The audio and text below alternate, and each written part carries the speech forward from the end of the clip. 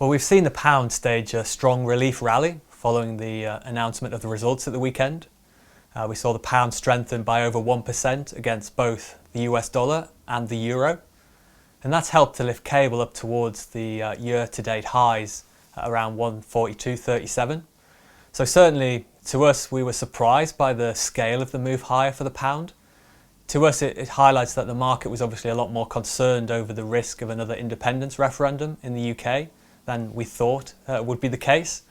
Obviously, the results were reassuring for the market. We saw the Scottish National Party. They did win the elections, but they fell narrowly short of winning a majority on their own right by one seat.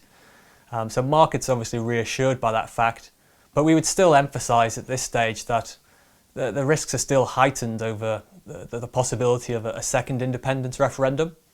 If you look at the combined vote share of the two pro-independence parties, the SNP and the Green Party, they've still won a comfortable majority in Parliament. So you could still argue that there is a strong case there for the Scottish National Party to continue to push the government here in the UK to hold a second independence referendum going forward.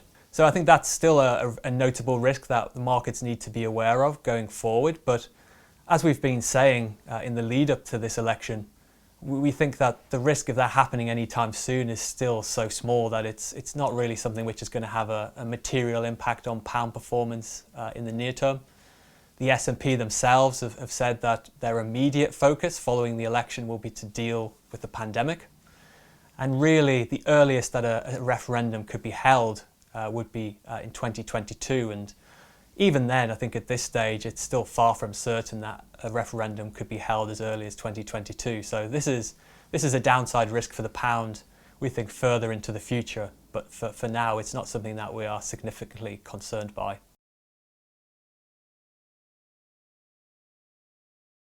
Well, we thought the Bank of England's latest policy update was more dovish than we had expected.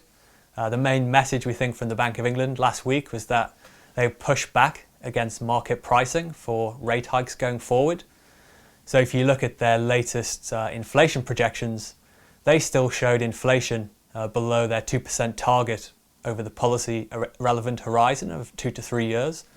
So to us, that sends a clear signal to markets that they've gone too far in terms of pricing in 2 rate hikes by the end of 2023.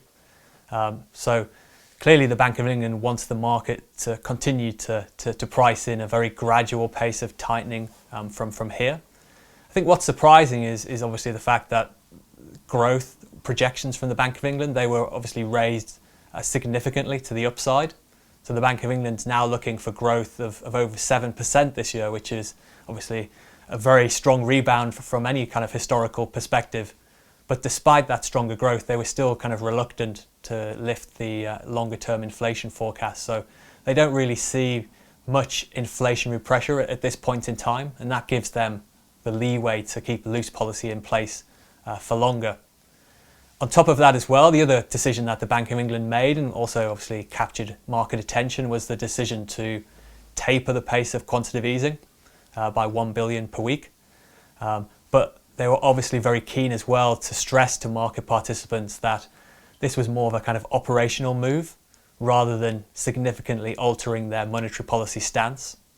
So I think when you take those two things together, our view is that we think the Bank of England obviously wants to discourage the market from continuing to bring forward rate hike expectations.